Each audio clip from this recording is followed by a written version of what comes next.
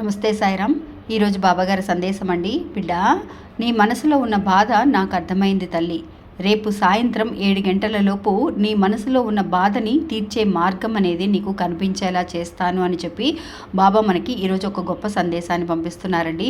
ఎవరైతే కనుక తన మనసులోనే ఒక బాధను పెట్టుకొని అది బయటికి చెప్పుకోలేక సతమతం అవుతూ ఉన్నారో వాళ్ళందరికీ కూడా ఒక మంచి రిజల్ట్ కనిపించాలి అని అంటే కనుక అది కూడా ఎప్పుడైతే ఈ వీడియో చూస్తున్నారో ఆ రోజు నుంచి తర్వాత రోజు సాయంత్రం 7 గంటల లోపు మీకు ఒక మంచి పరిష్కారం దొరకాలి అని అంటే కనుక బాబాగారి సచ్చరిత్ర అండి, సాయి సచ్చరిత్ర గ్రంథం అనేది మీ దగ్గర ఉంటే కనుక అందులో 7వ అధ్యాయాన్ని మీరు ఒక 7 సార్లు చదివగలిగితే కనుక నిజంగా మీరు మనసులో అనుకున్న బాధ ఎలాంటిదైనా సరే, అంటే పరిష్కారం తెలియక ఏం చేయాలో అర్థం కాని పరిస్థితుల్లో ఉన్న వాళ్ళందరికీ కూడా ఈ సాయి సచ్చరిత్ర గ్రంథం అనేది 7వ అధ్యాయం మీరు ఒకసారి 7 సార్లు చదివి చూడండి.